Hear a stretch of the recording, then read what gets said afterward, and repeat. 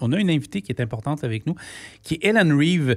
Et, merci d'être au micro du FM 103.3. Merci de me recevoir. Ça nous fait plaisir parce que c'est un communiqué qui est sorti. Je vais en faire la lecture dans quelques... je vais regarder quelques points dans quelques instants. Mais vous êtes membre de la Vigie citoyenne du port de Contrecœur. Ma question d'entrée de jeu, qu'est-ce que cette vigie, Mme Reeve? En fait, la Vigie citoyenne Port de Contrecœur, c'est un groupe de citoyens qui habitent à Contrecœur et à Verchères et en Montérégie qui donnent de l'information aux gens sur, je dirais, la vraie réalité du port de Contrecœur qui va avoir énormément d'impact sur la qualité de vie, sur l'environnement et sur la santé des citoyens. Parce que souvent, le port de Contrecœur minimise les impacts sur les citoyens de ce projet-là. Exact, parce que dans le fond, pour mettre les gens en contexte, c'est un projet qui va lier la rive sud au réseau de transport maritime du fleuve Saint-Laurent. Donc, c'est une extension du port, tout simplement, qui se fait chez vous à Contrecœur. Oui, c'est une énorme extension du port de Montréal à Contrecœur. C'est 55 d'augmentation de volume qu'on veut faire. Et malheureusement, ça n'est pas pour le moment justifié, dans le sens où, si on regarde les statistiques vraiment là, du nombre de conteneurs qui sont manipulés au port de Montréal, c'est à peu près stable depuis plusieurs années. Et même dans les 2 dernières années, et dans le premier trimestre de 2025, il y a une diminution du nombre de conteneurs qui sont manipulés. Et ça s'explique en grande partie aussi parce qu'en ce moment, les bateaux porte-conteneurs sont de plus en plus gros et ils ne peuvent pas rentrer dans l'étroit canal maritime du Saint-Laurent et ne peuvent pas aller ni à Montréal ni à Contrecœur parce que le tirant d'eau est à peu près le même là, dans les 2 endroits. Ma question va avoir l'air spéciale, mais mettons, moi, je suis une famille, OK, j'arrive avec mes enfants puis je décide de m'acheter une maison à Contrecœur. Parlez-moi de la ville de Contrecœur en quelques secondes. C'est quel genre de ville, Contrecœur? C'est une très petite ville. C'est une ville de 10 000 habitants. Mais qui est dans une croissance assez grande parce que la banlieue vraiment a tendance à s'agrandir rapidement. C'est aussi une ville qui est déjà impactée par plusieurs industries, ce qu'on ne sait pas parce qu'on nous vend la ville comme Contrecœur sur le fleuve, là, c'est le slogan de la ville, mais en réalité, il y a aussi une très grosse usine d'ArcelorMittal qui est sur les lieux et il y a d'autres usines qui sont là, entre autres Triumvirat qui fait du recyclage de matières résiduelles dangereuses et pour lequel le BAP, là, tout récemment, a émis un avis défavorable parce qu'on voulait agrandir l'usine et traiter 90 % de matières résiduelles dangereuses qui venaient des États-Unis. Donc, ça ressemble beaucoup tout ça au projet de Norvolt, de Stablex. On est comme dans la même logique là, d'une industrie qui détruit énormément l'environnement. Oui. Madame Reeve, c'est Henri-Paul Raymond.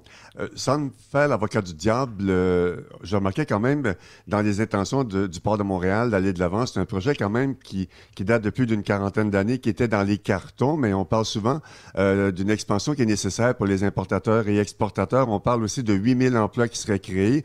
On parle d'une retombée financière de 140 millions de dollars. Tout ça mis ensemble, c'est pas des côtés positifs pour pouvoir voir le port de Contrecœur se développer et créer de la richesse autant sur la Rive-Sud qu'à Contrecœur?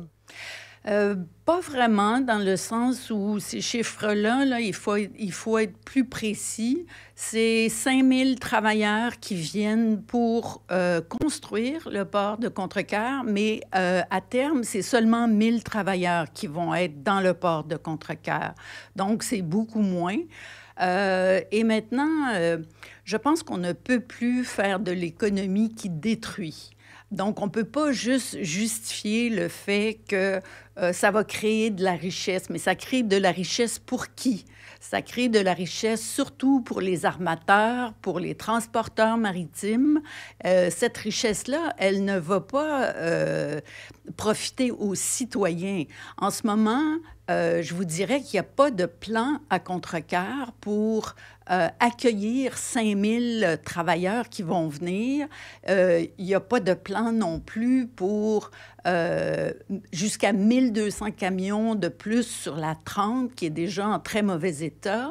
Et on ne peut pas détruire le fleuve Saint-Laurent. Le fleuve Saint-Laurent, c'est notre source d'eau potable. Je ne sais pas si vous vous rendez compte, là, mais on ne peut pas le détruire. Il est déjà en très mauvaise santé.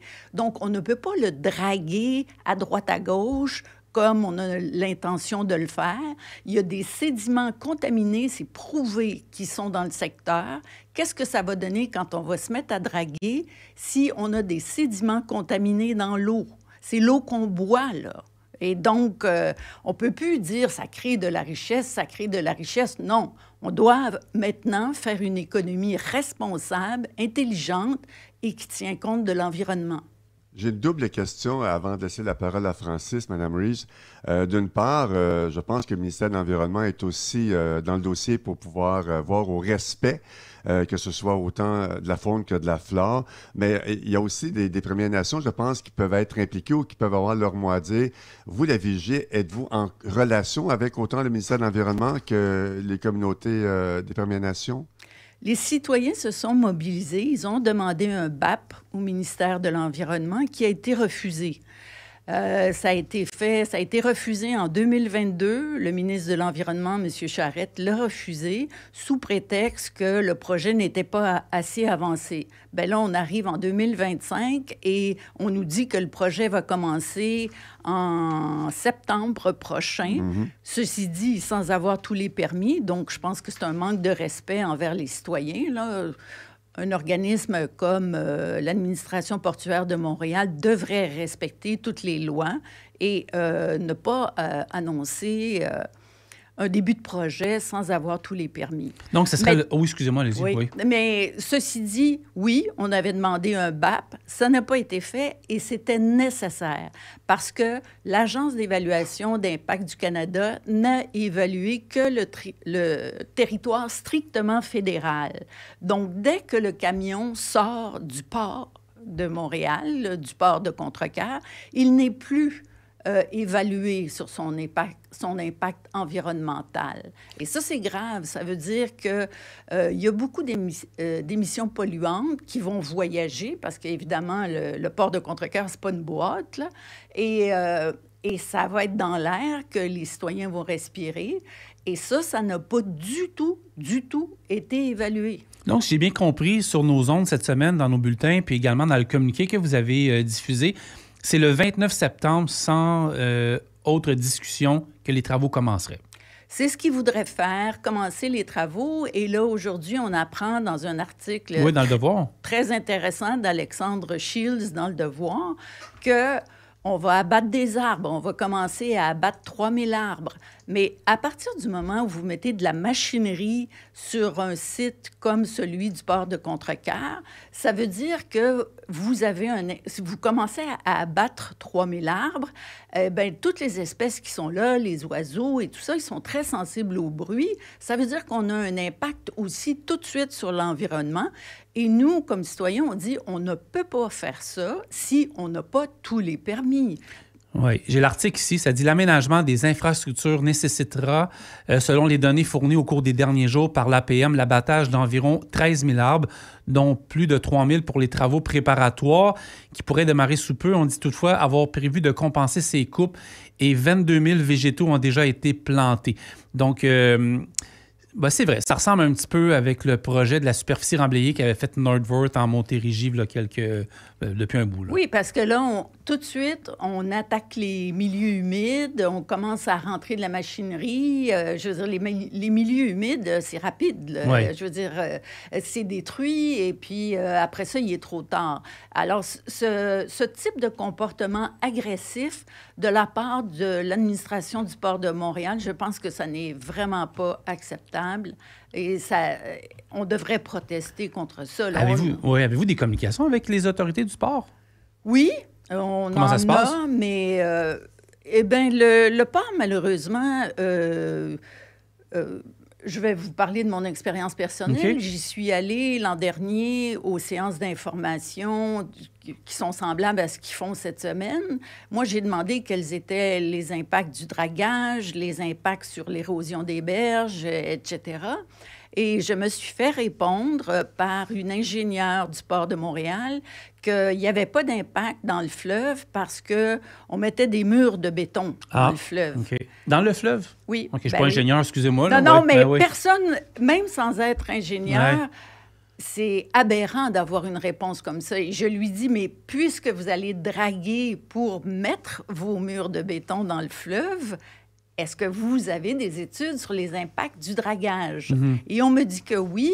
On me dit qu'on va me les envoyer. Et 1 an après, j'ai donné mon nom à 3 personnes du port de Montréal l'an dernier pour recevoir de l'information. Je n'ai jamais rien reçu. Rien reçu. Henri-Paul? Vous savez, Mme Hélène Reeves, parce que votre député fédéral, c'est Xavier Barcelou-Duval, êtes-vous en relation également avec les députés qui, lui, on le sait depuis quelques années, c'est un dossier qu'il suit de très près, l'érosion des berges, notamment dans la région de Varennes. Le quai de Varennes, on connaît l'histoire du quai de Varennes. Est-ce que vous avez la vigie des contacts et des relations avec le député Barcelou-Duval? Oui, on en a. Monsieur Barcelou-Duval, principalement sur, je vous dirais, c'est surtout exprimé sur l'érosion des berges, mais on aimerait qu'il s'exprime également sur les impacts du dragage, les impacts du port de Montréal. Et on va l'interpeller, là, c'est notre intention, parce que tout ça, c'est très précipité, là, en ce moment. Mais il s'est concentré principalement sur l'érosion des berges. Alors, ceci dit, si on augmente de 55 % le trafic maritime, il est évident qu'on augmente en même temps, proportionnellement, l'érosion des berges de 55 %. Et en ce moment, il n'y a aucun programme de protection des berges du fédéral. Est-il invité à la rencontre de ce soir, Mme Reeves? Ah, sûrement. Moi, l'an dernier, je ne l'ai pas vu. Sûrement, nous, comme citoyens, on a interpellé les municipalités de Contrecœur et de Verchères au cours des 2 dernières séances municipales. On est allé poser des questions. On a demandé un BAP. On a demandé quelles étaient les études sur les impacts pour les citoyens. Et je vous dirais qu'à la ville de Contrecœur, malgré qu'on ait été là poser des questions en juin et en juillet, on n'a toujours pas reçu de réponse. Okay. C'est-à-dire que les municipalités ont le réflexe de dire « Ah, mais c'est fédéral, donc on ne peut rien faire. » Mais ce n'est pas vrai, parce que ce qui est fédéral, c'est le terrain strictement du port. Okay. Mais dès que ça sort du port... C'est la ville. Bien, c'est la ville. Ouais. Je veux dire, les impacts sur les citoyens, ils vont être nombreux, ils vont être énormes. Et au niveau de la santé des citoyens, ils n'ont pas du tout été évalués, là, parce qu'on parle déjà des citoyens de Contrecœur qui sont impactés par les émanations d'ArcelorMittal. Mais si on rajoute toutes les émanations du port... Parce qu'il y a un rapport qui est sorti récemment du port de Montréal, là, j'ai vu. En décembre 2024, et des émissions de gaz à effet de serre et de polluants atmosphériques, il y en a à la tonne dans beaucoup. Un port. Ouais. Écoutez, vous avez une séance d'information aujourd'hui au Centre multifonctionnel de Contrecœur. Ça se passe de 18 à 21 heures. Il y en a un autre aussi le 14 à Verchères. Puis, si on a besoin d'informations, il y a votre site Internet qui est vigieportdecontrecœur.com. Je pense qu'on a fait le tour. Écoutez, s'il y a autre chose, communiquez avec nous, puis on va pouvoir continuer le dossier, Mme Reeves. Merci beaucoup. Et merci de vous être déplacé au FM 103.3. Merci Henri-Paul. FM 103.3.